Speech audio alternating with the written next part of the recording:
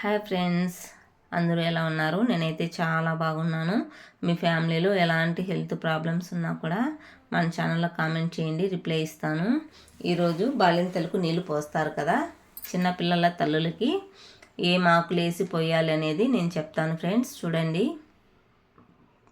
ఇక్కడ చూసారు కదా, తుమ్మి ఆకు అంటారు, మీ సైడ్ ఏమంటారో కామెంట్ చేయండి. నీళ్లు కాంచుతారు కదా బాలింతలకు, వాళ్ళకి ఈ ఆకు వేసి, అలాగే ఇంకో ఆకు కూడా చెప్తాను చూడండి. అది చెప్పబోయే ముందు దీనిలో మీరు ఊడగాకులు, ముష్టి ఆకులు కూడా వేసి కాంచి పోయవచ్చు. తెలియకపోతే కామెంట్ చేయండి, నేను షార్ట్ వీడియోలో పెడతాను. మీరు దాని తర్వాత ఈ ఆకు తీసుకుంటారు కదా, తుమ్మి ఆకు, దాని తర్వాత మగబీరాకు ఇప్పుడు చూపిస్తాను చూడండి ఫ్రెండ్స్. ఇది మగబీరాకు ఫ్రెండ్స్. పూలు చూసారు కదా, బాగా గుర్తుపట్టండి.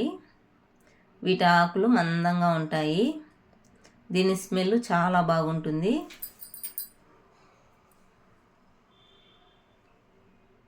ఈ ఆకు నూనెలో వేసి దీపం పెడితే వెలుగుతుంది ఫ్రెండ్స్.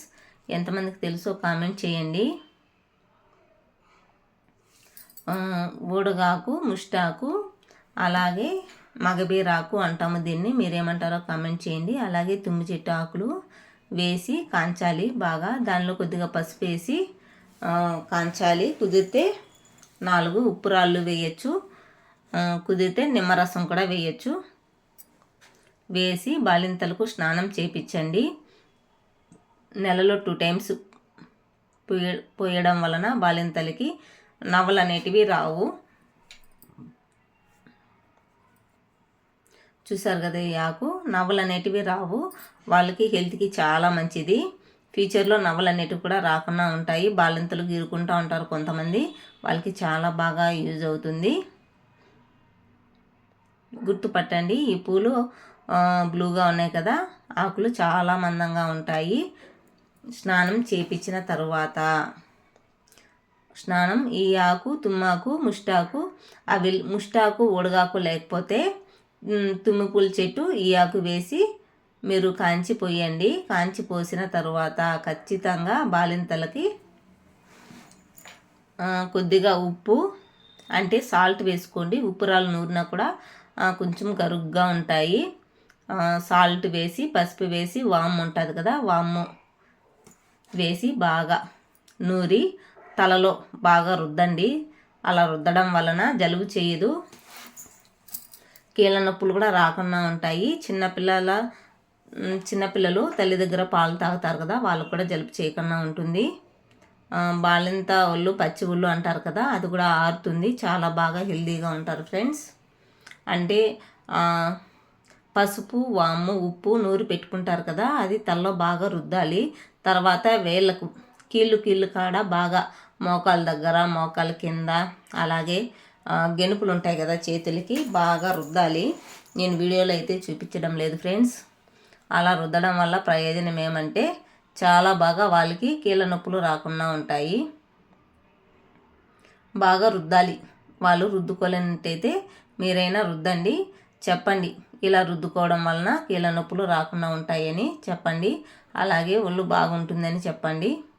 దయచేసి ఖచ్చితంగా పోయండి, పోస్తే చాలా మంచిది, నవలు అనేది రాకుండా ఉంటాయి. ఈ ఆకు మీకు తెలిసినట్టయితే ఈ ఆకును మీరేమంటారో కామెంట్ చేయండి.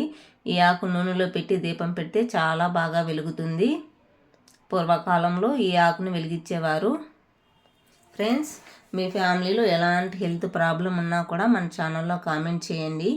మీకు ఎలాంటి నెక్ పెయిన్ ఉన్నా, మోకాల నొప్పులు ఉన్నా, ఏవి ఉన్నా కూడా, బాడీలో ఫైల్స్ ఉన్నా, ఏమున్నా కూడా కామెంట్ చేయండి, నేను రిప్లై ఇస్తాను. మీ ఫ్రెండ్స్ అండ్ ఫ్యామిలీకి షేర్ చేయండి ఫ్రెండ్స్. ఖచ్చితంగా ఊడగాకు, అలాగే ముష్టాకు దొరకకపోయినా పర్వాలేదు, మగబీరాకు, తుమ్మి చెట్టు ఆకు ఖచ్చితంగా కాంచి పోయండి. నెలకి 2 సార్లు పోయండి ఫ్రెండ్స్. అలా పూస్తే, అలా పోయడం వలన చాలా బాగా ఉంటుంది వాళ్ళకి హెల్త్కి. అలాగే బాలింతలకు ఆయుర్వేదిక్ షాప్లో ఒక చూర్ణం దొరుకుతుంది, బాడీ బాగుంటుంది. ఆ చూర్ణం బాలింతలకి ఆయుర్వేదిక్ చూర్ణం ఉందా అని అడిగినారనుకోండి, వాళ్ళు ఇస్తారు. ఆయుర్వేదిక్ చూర్ణము తెచ్చుకొని ఇవ్వండి.